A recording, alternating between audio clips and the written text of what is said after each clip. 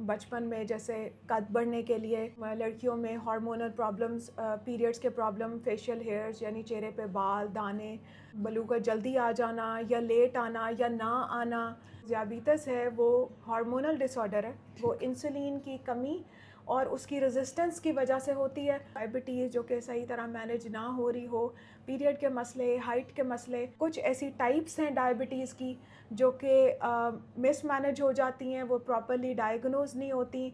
क्योंकि type 1 diabetes किसी भी एज में आ जाती है। हमारी बॉडी के सारे हार्मोन्स जो होते हैं उनकी बीमारियों के बारे में होती है एंडोक्रिनोलॉजी। सारे सिस्टम्स जो हैं वो हार्मोन्स के अंडर कंट्रोल है। कैल्शियम के मसले या कुछ लोगों के कैल्शियम कम होता है, कुछ लोगों का ज़्यादा होता है, पैराथायराइड का, ब्लड प्रेशर ऐसा जो कि बहुत ज़्यादा हो और यंग एज में आ जाए और उसके साथ कोई ऐसे सिम्टम्स आ रहे हों जो कि यूजुअल ना हो, तो वो हार्मोनल हो। Welcome to doctor Farrukh podcast.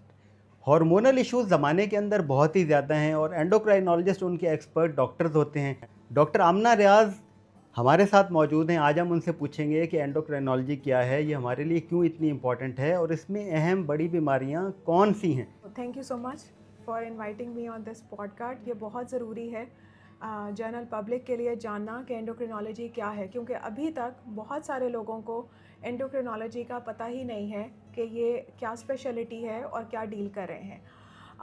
Basically ये जो है हमारी बॉडी के सारे हार्मोन्स जो होते हैं उनकी बीमारियों के बारे में होती है एंडोक्रिनोलॉजी, और उनकी कमी या ज़्यादती की वजह से जो बीमारियां होती हैं उसको जो स्पेशलिटी डील करती है वो एंडोक्रिनोलॉजी है। अब उसमें हमारी क्योंकि बॉडी में हमारा हेड टू टो हमारी सारे सिस्टम्स जो हैं वो हार्मोन्स के अंडर कंट्रोल है। उसमें हमारा बचपन में जैसे कद बढ़ने के लिए, जिनका कद छोटा रह जाए, बलूगत के मसाइल, प्यूबर्टी जल्दी आ जाए, लेट आ जाए, लड़कियों में हार्मोनल प्रॉब्लम्स, पीरियड्स के प्रॉब्लम, फेशियल हेयर्स यानी चेहरे पे बाल, दाने, लड़कों में बलूगत जल्दी आ जाना या लेट आना या ना आना, और कुछ लोगों में कद ज़्यादा हो जाता है, उनके इश्यूज़ आ जाते हैं। फिर इसके अलावा जो हमारा जो मेजर जो बल्क है या जो मेजर पेशेंट है दैट इज़ डायबिटीज़, क्योंकि डायबिटीज़ जो ज़ियाबीतस है वो हार्मोनल डिसऑर्डर है, वो इंसुलिन की कमी और उसकी रेजिस्टेंस की वजह से होती है। और उसको ऑल्दो सब फिजिशियंस बड़ा अच्छा मैनेज करते हैं, लेकिन कुछ ऐसी सिचुएशंस होती हैं, कुछ ऐसी टाइप्स हैं डायबिटीज़ की जो कि मिसमैनेज हो जाती हैं, वो प्रॉपरली डायग्नोज नहीं होती। क्योंकि टाइप 1 डायबिटीज़ किसी भी एज में आ जाती है और उसको टाइप 2 के लिहाज से ही मेडिसिन पे ट्रीट करते रहते हैं और पेशेंट्स बहुत वीक हो जाते हैं, उनकी शुगर्स बहुत हाई हो जाती हैं, उनको प्रॉपर काउंसलिंग की ज़रूरत होती है। फिर कुछ और मोनोजेनिक डायबिटीज़ है, कुछ और डायबिटीज़ की किस्में हैं जो कि जिसके लिए स्पेशलिस्ट की ज़रूरत होती है उसको मैनेज करने के लिए। इसके अलावा जो हमारे यहाँ बहुत कॉमन है सेकंड नंबर पे वो है थायराइड के प्रॉब्लम्स। थायराइड जो हमने देखा है वो नॉर्मली या तो बहुत सीवियर होता है स्वेलिंग के साथ, हाइपोथायराइडिज्म में जैसे होता है वो सारे किडनी के डॉक्टर्स को दिखा रहे हैं, हार्ट के डॉक्टर्स को दिखा रहे हैं कि सोजें आ रही हैं, और अल्टीमेटली कोई एक थायराइड का टेस्ट करके तो फिर पता चलता है कि हाइपोथायराइड है। दूसरी सिचुएशन में गायनी की जो डॉक्टर्स हैं वो डायग्नोज करती हैं जब पीरियड एबनॉर्मेलिटी आना शुरू हो जाती है या हमल में मसले होते हैं, हमल ना होने की वजह से, तो वो टेस्ट करता है। थायराइड की बहुत सारी इकसाम है, उसमें भी कुछ ज़्यादा जब जिसमें ज़्यादा काम कर रहा होता है वो भी मैनेज नहीं होता, वो एंग्जाइटी और पैल्पिटेशंस और कार्डियोलॉजिस्ट और साइकियाट्रिस्ट के पास जा रहे होते हैं और फाइनली वो डायग्नोज होता है कि ये हाइपरथायराइडिज्म है। अभी पिछले दिनों मेरे पास एक पेशेंट आया जिसको पैल्पिटेशंस हो रही थी, यानी कि दिल की धड़कन बहुत ज़्यादा थी, घबराहट थी, यंग पेशेंट था, और वो दिल की धड़कन ज़्यादा होने की वजह से वो कार्डियोलॉजिस्ट के पास चला गया। अब कार्डियोलॉजिस्ट ने जब उसका ईसीजी की तो उस पर हार्ट रेट ज़्यादा था और उसने कहा कि मैं आपकी एंजियोग्राफी करता हूँ, हालांकि एंजियोग्राफी की कोई सिचुएशन या इंडिकेशन नहीं थी। फिर जब उसके थायराइड के टेस्ट किए गए तो उसका थायराइड बहुत ज़्यादा काम कर रहा था और वो माशाल्लाह अब मेडिकेशन पे बिल्कुल सेट है। कब कितनी मेडिकेशन चाहिए, कब किसको कहाँ पे कैसे ट्रीट करना है, ये अभी चीज़ें बहुत अच्छी मैनेज नहीं हो रही, जिसके लिए ज़रूरी है कि अगर कोई थायराइड के मसले, डायबिटीज़ जो कि सही तरह मैनेज ना हो रही हो, पीरियड के मसले, हाइट के मसले, इनके लिए कैल्शियम के मसले, या कुछ लोगों के कैल्शियम कम होता है, कुछ लोगों का ज़्यादा होता है, पैराथायराइड का, कोलेस्ट्रॉल के कुछ डिसऑर्डर्स होते हैं जो कि जेनेटिक होते हैं, बहुत सीवियर होते हैं, वो आपको वो एंडोक्रिनोलॉजी में आ जाते हैं, तो हम उसको मैनेज करते हैं। ब्लड प्रेशर ऐसा जो कि बहुत ज़्यादा हो और यंग एज में आ जाए और उसके साथ कोई ऐसे सिम्टम्स आ रहे हों जो कि यूजुअल ना हो, तो वो हार्मोनल हो सकता है। और उसमें जैसे अभी हमने एक पेशेंट जो कि सिर्फ 50 इयर्स की थी और सिर्फ ब्लड प्रेशर के सिलसिले में फिर रही थी, और उनका जब हमने वर्कअप कराया तो उनका बॉडी में स्टीरॉयड ज़्यादा था, यानी कि कुशिंग्स डिजीज़ थी, और उनके पिट्यूटरी में बहुत बड़ा ट्यूमर था, तो वो उनकी अभी सर्जरी हुई है। और इसी तरह काफ़ी सारे लोग डायग्नोज हो जाते हैं एड्रीनल के या पिट्यूटरी के कुशिंग्स के साथ। कुछ ये हाइपर एल्डोस्टेरोनिज्म है, कुछ एक दो रेयर केसेस हमने मैनेज किए हैं जिसमें कॉन्जेनिटल एड्रीनल हाइपरप्लेजिया जो कि जेनेटिक डिसऑर्डर्स होते हैं, उनके साथ हाइपरटेंशन आती है, और वो कहीं भी मैनेज नहीं हो रहा था इवन इन टर्शरी केयर, और वो टर्नड आउट टू बी कि बड़ा रेयर कॉज है, बल्कि वो मैंने सेफीज़ जो कि south Asian federation of clinical endocrinology है, वहाँ पर मैंने वो केस भी प्रेजेंट किया, क्योंकि वो it's like 1 in a million billion case, so वो इतना रेयर जेनेटिक डिसऑर्डर है, और शी इज़ माशाल्लाह doing well on medication. Treatment उसकी सिंपल है, डायग्नोसिस वो that was a tricky part, वो अल्लाह का शुक्र हो गया। तो ये चीज़ें जो हैं ये जानना, और मेरा ख्याल है कि अगर किसी फिजिशियन या जो भी कोई स्पेशलिस्ट अपनी स्पेशलिटी में कोई ऐसा देख रहा है पेशेंट जो कि उनको लगता है कि एंडोक्राइन का इशू है, सो उसको टाइमली रेफ़र करना बड़ा ज़रूरी है। बिल्कुल सही। क्योंकि मैंने बहुत सारे पेशेंट्स देखे हैं जो कि जिनकी ट्रीटमेंट बहुत डिले हुई है। इवन अभी मैं बहुत अप्रिशिएट करती हूँ कि यहाँ के डॉक्टर्स, इवन चाइल्ड स्पेशलिस्ट जो हैं, वो बड़ा टाइमली अब बच्चों को हाइट के लिए भेज रहे हैं, क्योंकि जब मेरे पास आते हैं ना 17-18 के साथ हाइट के लिए, then we can't do anything, क्योंकि एपिफिसिस क्लोज हो जाती हैं, थायराइड के मसले आ रहे हैं, प्यूबर्टी के मसले आ रहे हैं, लेट है, जल्दी है, अब टाइमली रेफ़र करना बहुत ज़रूरी है। समटाइम्स हम कहते हैं कि काश आप कुछ अर्सा पहले आ जाते तो हम कुछ कर सकते हैं, लेकिन आप तब नहीं कर सकते हैं। ये जो बात है ना कि काश ये बात हमें पता होती या काश हमें कोई बताता तो हम पहले आ जाते, ये बड़ा कॉमन है, और एंडोक्राइनोलॉजी के जो सिम्टम्स और साइंस हैं वो ओवरलैपिंग हैं, तो इसीलिए पेशेंट बाद दफ़ा और स्पेशलिटीज़ के अंदर चले जाते हैं। तो याद रखें कि जब भी आपको हार्मोन्स के हवाले से कोई इशू आए, उस हवाले से आपने वो स्पेसिफिक गाइडेंस भी लेनी है।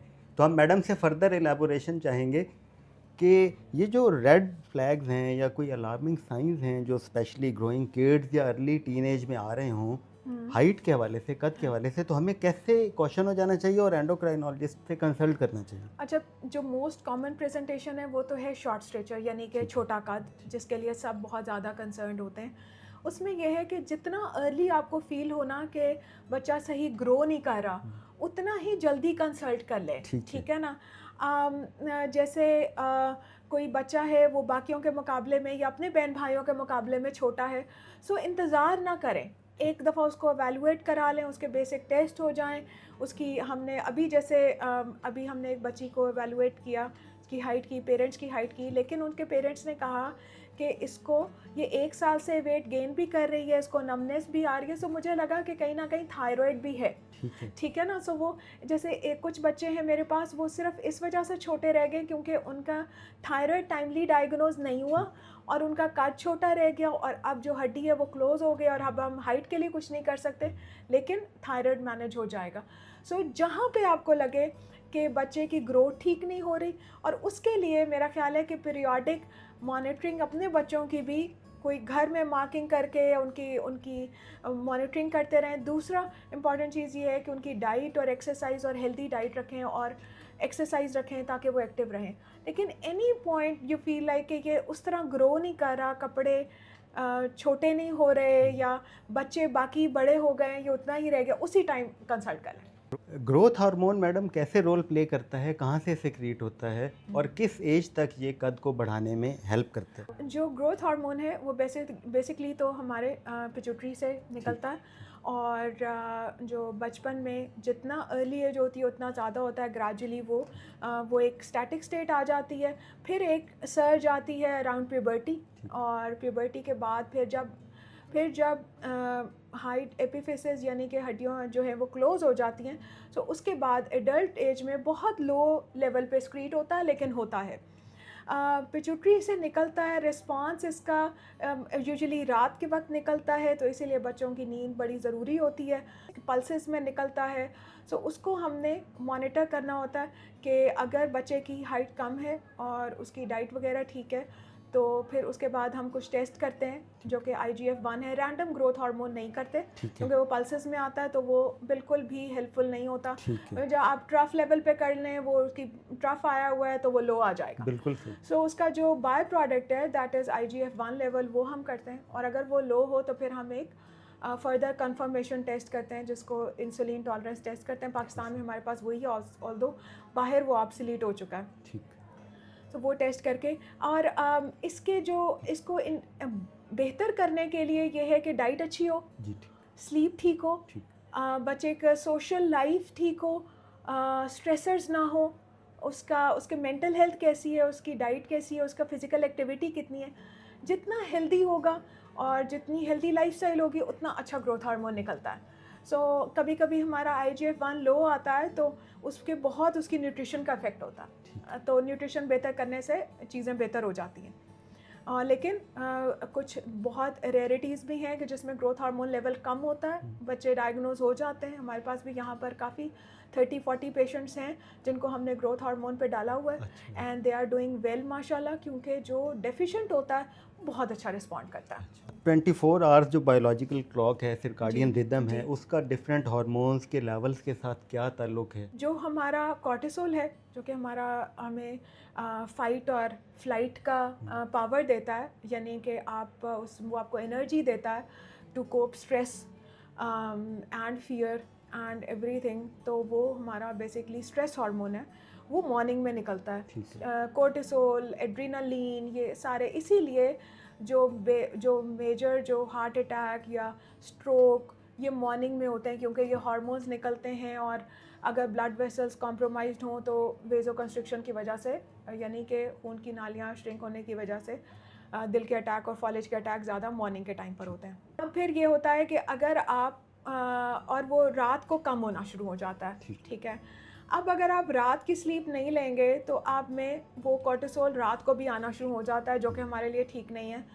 उसके साथ और कुछ हार्मोन्स ऐसे हैं जैसे कि ग्रेलिन है, जो कि हमारी एपिटाइट को बढ़ाता है। बिल्कुल सही। और फिर उसके साथ आपकी एपिटाइट बढ़ जाती है, और स्ट्रेस हार्मोन ज़्यादा होने की वजह से आप वेट गेन करना शुरू कर देते हैं, और अल्टीमेटली आपका डायबिटीज़, हाइपरटेंशन इस तरफ जाना शुरू हो जाते हैं, ठीक है। सो हमने सबसे इम्पॉर्टेंट चीज़ तो बात की नहीं, जो कि सब सोर्स है ओबेसिटी की, जो कि इसी में एंडोक्राइन में आती है, और हम मोटापे का मैं तो बहुत एग्रेसिवली करती हूँ, क्योंकि दैट इज़ वेरी कॉमन, और वही कॉज है हमारे सारे मेटाबॉलिक सिंड्रोम, यानी ब्लड प्रेशर, कोलेस्ट्रॉल, डायबिटीज़, और सारी रीज़न्स हैं। और अगर हम इसको कंट्रोल कर लें तो बहुत सारी चीज़ें मैनेज हो जाती हैं। जब हम खाना खाते हैं, एक मील खाते हैं, तो उसके बाद वो खाने के साथ क्या होता है और कौन से हार्मोन्स ऊपर आते हैं और वो कैसे अफेक्ट करते हैं? तो जब हम खाना खाते हैं तो उस टाइम एक तो इंसुलिन निकलती है, ठीक है, और ग्लूकागॉन की प्रोडक्शन कम होती है, और इंसुलिन जो है वो शुगर को बढ़ने नहीं देती हमारी बॉडी में। कुछ और हार्मोन्स हैं वो निकलते हैं जो कि गट की तरफ से होते हैं, और वो हमारी फिर एपिटाइट को सप्रेस करते हैं, ठीक है, और ताकि हम मज़ीद ज़्यादा एक्स्ट्रा ना खाएं। तो एक वो बॉडी का आपके अंदर एक वेट का एक लेवल होता है कि इससे वेट बढ़े नहीं, ठीक है ना। तो जब आपका वेट उससे ज़्यादा होना शुरू होता है तो आपकी एपिटाइट कम हो जाती है। लेकिन अगर आप फिर भी उतना ही खाने खाते रहें जितने आप पहले खाते थे, तो ऑफ कोर्स फिर आप वेट गेन करते जाएंगे। जब इंसुलिन की कमी या इंसुलिन जहाँ पर जाके लगनी है उसमें रेजिस्टेंस आ जाए, तो फिर डायबिटीज़ हो जाती है। ठीक है। ग्लूकागॉन जो है ना वो हमारी शुगर बढ़ाता है, वो फास्टिंग में जब हम कुछ ना खाएं तब वो हमारे फैट सेल्स में से वो उसको कन्वर्ट करता है ग्लूकोज में और हमारी शुगर को लो नहीं होने देता। यही वजह है कि हम रोज़े में फेंट नहीं करते, हाइपो में नहीं जाते, क्योंकि हमारे हार्मोन्स जो हैं वो ब्लड ग्लूकोज लेवल को मेंटेन रखते हैं। जो आपकी बड़ी स्पेशलिटी है, बहुत बड़ी, और उसमें एक इम्पॉर्टेंट सब्जेक्ट है डायबिटीज़, जिसमें टाइप 1 और टाइप 2 अभी तक बड़े बड़े लोग भी कंफ्यूज होते हैं। जो पेशेंट्स हैं उनकी एज काफ़ी होती है, तो उसमें बाद दफ़ा ऐसे भी देखा गया कि पेशेंट ने किसी दोस्त से कोई दवाई पूछी, घर में कोई बड़ा भाई खा रहा था, वो खाने शुरू कर दी और बड़े गलत तरीके के इलाज भी उसने अपना इलाज शुरू कर दिया। बड़ों में भी टाइप 1 या ऑटोइम्यून डायबिटीज़ हो सकती है। बिल्कुल, ये बहुत इंपॉर्टेंट पॉइंट है, क्योंकि वो जो पहले कट ऑफ्स थे ना कि 40 से ऊपर टाइप 2 है और 40 से नीचे और 20 से नीचे टाइप 1 है, ये बिल्कुल अब ख़त्म हो गया। टाइप 2 टीनेजर्स में आ रहा है बिकॉज ऑफ आवर लाइफस्टाइल, और मोटापा, बच्चों में मोटापा बहुत ज़्यादा हो रहा है, उसकी वजह से बच्चे टाइप 2 डायबिटीज़ में बहुत ज़्यादा शिकार हो रहे हैं। और टाइप 1 किसी एज में भी आ सकता है, ठीक है ना। टाइप 1 आपको पता चल जाएगा उनकी जो फिज़ीक है उससे, उनमें कोई इंसुलिन रेजिस्टेंस के साइन नहीं होंगे, कभी कभी हमें फैमिली हिस्ट्री नहीं मिलती है, ठीक है। दूसरा उनके जो शुगर्स के नंबर हैं वो बहुत ज़्यादा होते हैं, उनका 400 500, यानी आपको उनको देख के लगेगा कि ये इंसुलिन डेफिशिएंट है, उनके अंदर मोटापा नहीं होगा। इसके अलावा अब लकीली अब हमारे पास एंटीबॉडीज़ लेवल भी आ गए हैं। पाकिस्तान में बहुत सारी लेबॉर्ट्रीज़ बड़े रीज़नेबल प्राइस में, ऑल्दो थोड़े एक्सपेंसिव हैं, लेकिन कर रहे हैं, उससे हमें क्लियर आइडिया हो जाता है। अब जैसे अबाउट अ मंथ बैक मेरे पास एक लड़का आया, ही वाज 32 और वो ज़िद पे था कि मुझे टाइप 2 है ना, तो हमने कहा कि हम फैसला कर लेते हैं, और हमने उसका fasting insulin level, blood glucose level, C peptide और साथ एंटीबॉडीज़ करा लिए। उसके एंटीबॉडीज़ बहुत ज़्यादा आए, उसके इंसुलिन लेवल्स बिल्कुल नेग्लिजिबल थे, सी पेप्टाइड था ही नहीं, मतलब बिल्कुल लो था। सो आपके पास डायग्नोसिस लैब के ज़रिए भी आ जाता है, लेकिन वो ऑब्वियस था, उसने कोई 10 kg वेट लूज़ किया था, उसके ऊपर कोई फ़ैट नहीं था, उसके नंबर्स वर इन 400। ऑल्दो उसने गोली अपने फैमिली में किसी से पूछ के उनकी पड़ी हुई थी तो वो खाई, और वो ज़िद पे था कि मेरी नीचे आई है।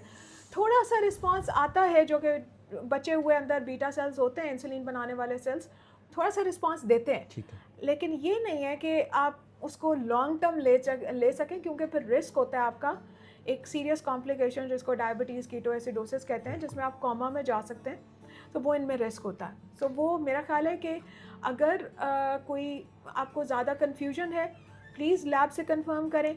अगर आपको लग रहा है कि लैब नहीं करवा सकते और पेशेंट का टाइप 1 टाइप 2 मिक्स पिक्चर बन रही है, सो थोड़ी सी इंसुलिन ज़रूर दे दें, ठीक है ना, ताकि, और साथ बेशक मेडिकेशन दे दें ताकि वो डीके में ना जाए।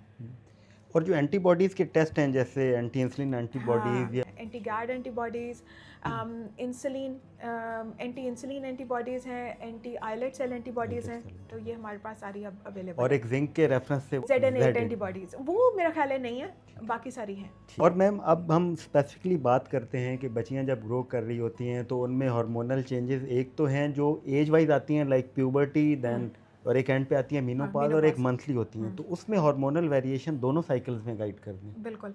अच्छा, उसमें जो हार्मोनल वेरिएशन, देखिए अगर किसी को तो नॉर्मल साइकिल्स आ रहे हैं और कोई इशू नहीं है, सो फिर तो कोई परेशानी की बात नहीं है। लेकिन अगर किसी को पीरियड्स बहुत कम आ रहे हैं या नहीं आ रहे हैं, बहुत लंबे गैप्स आ रहे हैं, या साथ कोई ऐसे साइंस हैं जैसे चेहरे पे बाल ज़्यादा आना, जैसे दाने बनना, सर के बाल गिरना, इसके अलावा कुछ लड़कियों को हॉट फ्लैशेस आना शुरू हो जाते हैं, यानी ओवेरियन फेलियर, वो भी बड़ा कॉमन हम देखते हैं, और बड़ा डिप्रेसिंग वो डायग्नोसिस है, क्योंकि उसमें हम बहुत ज़्यादा कुछ कर नहीं सकते।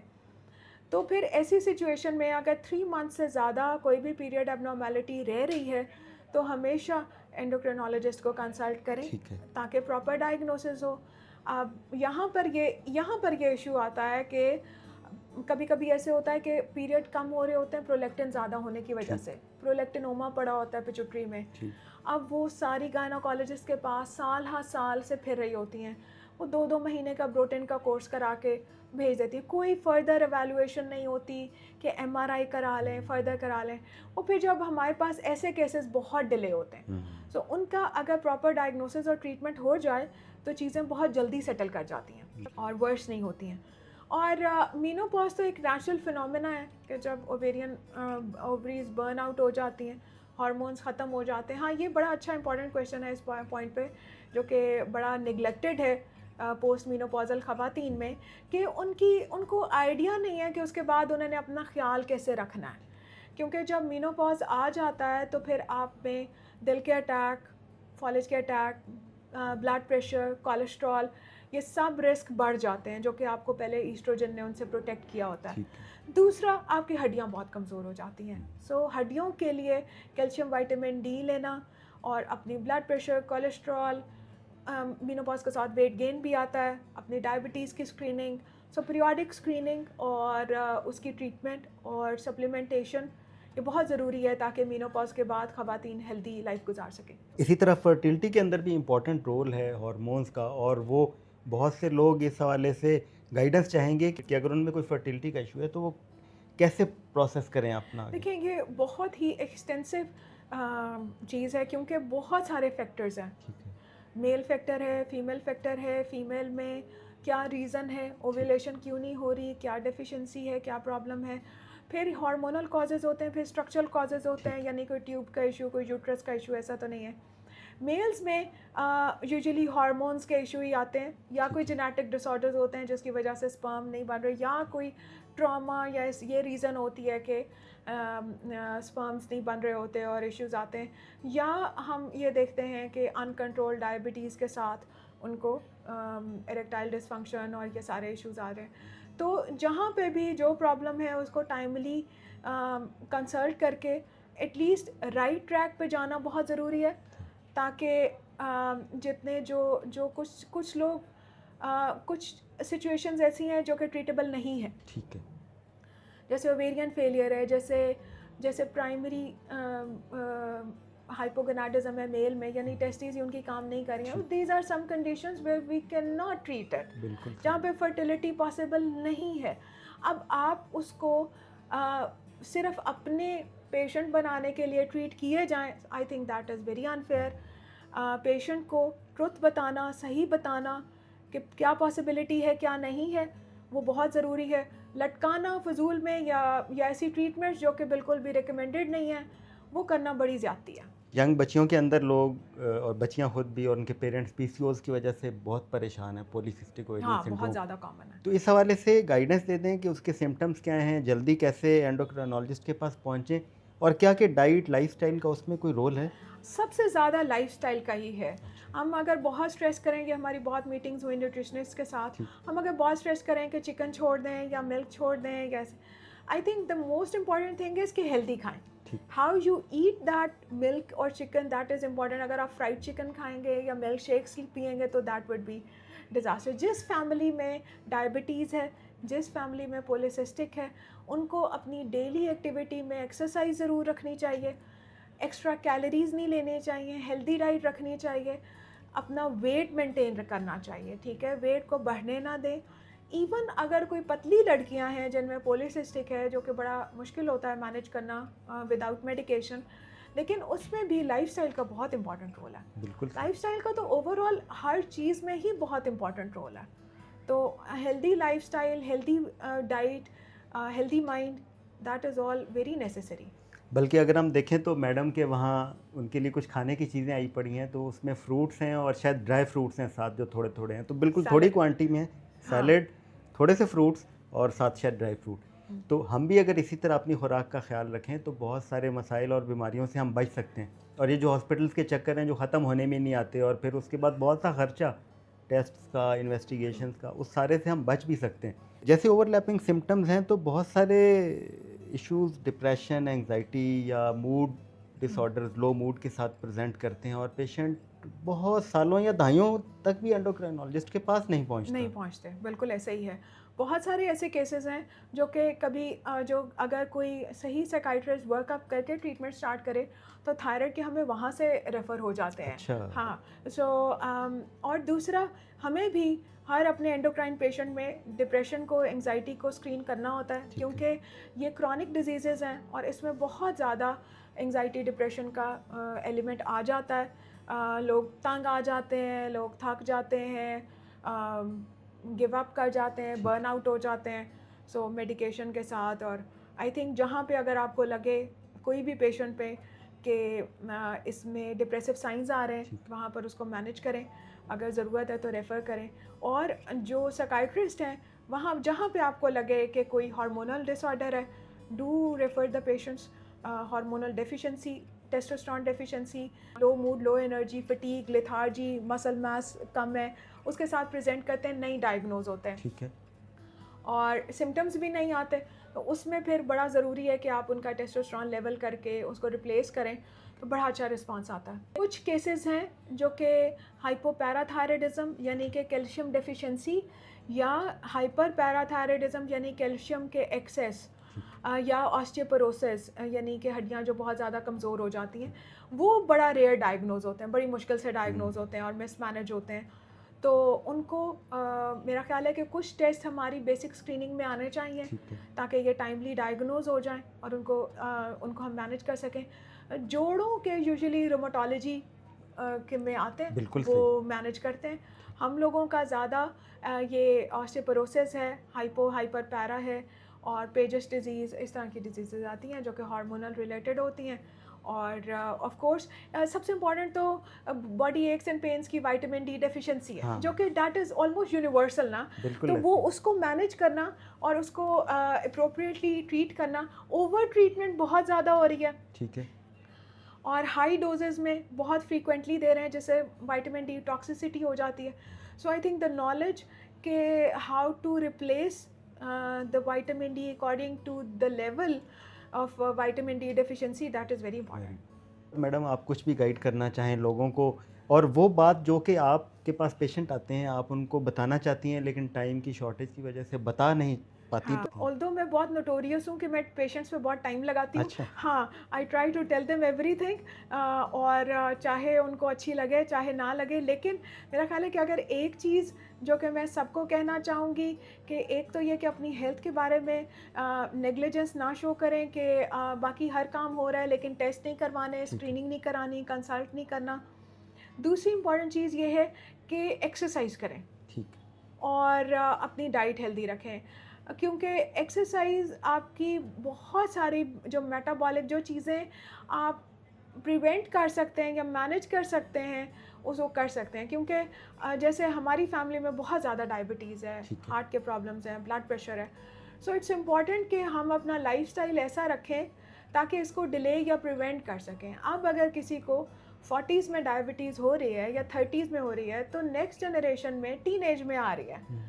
सो अगर हम अपनी लाइफस्टाइल को ठीक कर लेंगे तो हमारी जनरेशन्स जो है ना वो ठीक हो जाएंगी। और मैडम, जो स्लीप हार्मोन है मेलाटोनिन, ये कहाँ से सिक्रीट होता है? मेलाटोनिन जो है ना वो बड़ा माइल्ड सा हार्मोन है और वो हमारे सर्काडियन रिदम के साथ आपके वो इस एरिया में स्लीप के टाइम पर हमारे पीनियल ग्लैंड से सिक्रीट होता है। और वो कोई बहुत ज़्यादा ऐसा सिग्निफिकेंट अगर हम कहें कि कोई बहुत ज़्यादा सिग्निफिकेंट डिजीज़ या डिसऑर्डर्स करता है, इस तरह नहीं है। लेकिन जैसे आप ट्रैवल कर रहे हैं कहीं और आपका जेट लैग है, सो वो इतने सारी ड्यूरेशन के लिए आप मेलाटोनिन ले सकते हैं to adjust with the jet lag और उस एरिया के टाइम जोन के साथ एडजस्ट होने में, क्योंकि इसके बड़ा जल्दी इसका इफेक्ट वीन ऑफ हो जाता है और तो वो इसका 4-5 डेज से ज़्यादा इफेक्ट रहता भी नहीं है। स्ट्रेस हार्मोन जो रिलीज होता है एड्रिनल ग्लैंड से, इसका बड़ा इंपॉर्टेंट रोल हो गया हमारी लाइफ में, क्योंकि पहले ये फाइट फ्लाइट रिस्पांस कभी कभी आया करता था और अब दिन में कई दफ़ा आई थिंक अगेन उसमें इम्पॉर्टेंट चीज़ ये है कि हम अपनी एक्सरसाइज को रखें ताकि हमारे एंडोर्फिन्स रिलीज़ हों जो कि हैप्पी हार्मोन्स हैं या पॉजिटिव हार्मोन्स हैं जो कि आपके माइंड को रिलैक्स करते हैं। दूसरा ये है कि आई थिंक थोड़ा सा लोग भी एक दूसरे के साथ कुछ पेशेंस शो करें और थोड़ा सा पॉजिटिव एनवायरनमेंट रखें। हम लोगों का पेशेंस लेवल भी बहुत कम हो गया, सो वो स्ट्रेस हर किसी पर ही है, लेकिन ये है कि थोड़ा सा अगर हम एक दूसरे का ख्याल रखना शुरू करें तो दूसरों की ज़िंदगी आसान करें तो अपनी भी आसान हो जाएगी। और अपनी लाइफस्टाइल, अपना खाम खा को ख़ुद में, जिस तरह आप लेट नाइट जाग रहे हैं, स्लीप कम की हुई है, 6 to 8 आवर्स स्लीप होनी चाहिए, वो नहीं है। डाइट इस तरह की है जो कि और ज़्यादा आपको कोई हेल्दी चीज़ें नहीं दे रही, बस जंक कैलोरीज जा रही हैं, सो वो बॉडी को और स्ट्रेस में डालेगी। Thank you very much doctor Amna Riaz, आपका बहुत शुक्रिया। आपने अपने कीमती वक्त में से हमें बहुत टाइम दिया और इतनी अच्छी बात की जो लोगों के लिए हमेशा गाइडेंस रहेगी। और यकीन माने अगर आप ये बातें गौर से सुनें और इन पर अमल करें तो ये आपके किसी प्यारे के ज़रूर काम आएंगी और उसके हॉस्पिटल्स के चक्कर बचा सकती हैं। Thank you very much thank you so once much. Again. Okay.